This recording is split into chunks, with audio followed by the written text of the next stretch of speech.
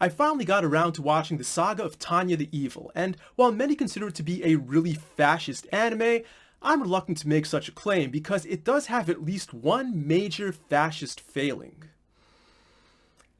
That hairstyle.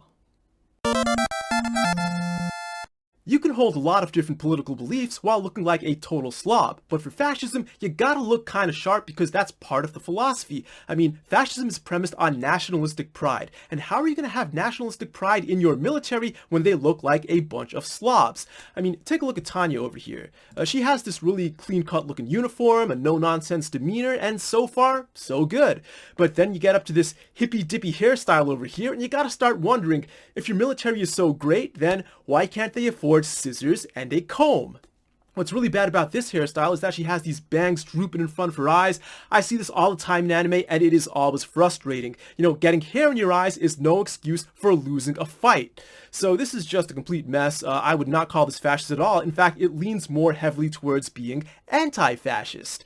Well, let's take a look at some of the other hairstyles on the show and see just how fascist they are.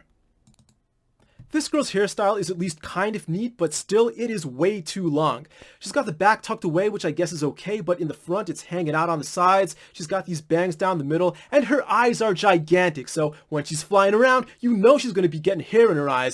This is just a failure of a military hairstyle. And speaking of failures, this is the single worst hairstyle in the entire show. He's got hair in front of his eyes, he's got these weird things hanging out on the sides, and at least the previous two characters had the excuse of being women. But this guy, there is no reason for any man to ever look like this, let alone a fascist military commander. I mean, this guy, if he gets captured by the enemy, he looks like the kind of guy who would give up all the secrets at the very first hint of torture. So screw this guy, just throw him in the brig. He has no business being in the military.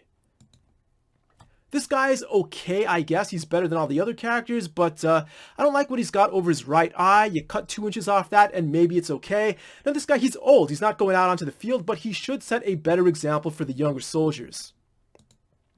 Now this guy is absolutely perfect. He's got a nice big bushy mustache, which is thicker than his eyebrows, which in turn are thicker than his actual hair. He's got these nice long sideburns. I mean, this is absolutely gorgeous. Every man, regardless of political philosophy, should aspire to look like this by the time they turn 50. I mean, I sure hope I do. And then we got some of the younger soldiers over here, and for the most part, they're fine. Nice short hairstyles. Don't like this curl over here. This is a little sloppy. This is a little too bushy, but yeah, these guys are nice and cut over here. For the most part, these guys do have the fascist look. And finally, this girl over here. Now, she's not on the side of the fascists, but for the female characters, she has the best hairstyle. Don't really like the braids. Those could flop in front of her eyes, but everything else is nice and short. It is a marked improvement over where she was at the beginning of the show. And just based on the hairstyle alone, I have the feeling that down the line, she is going to kick Tanya's ass.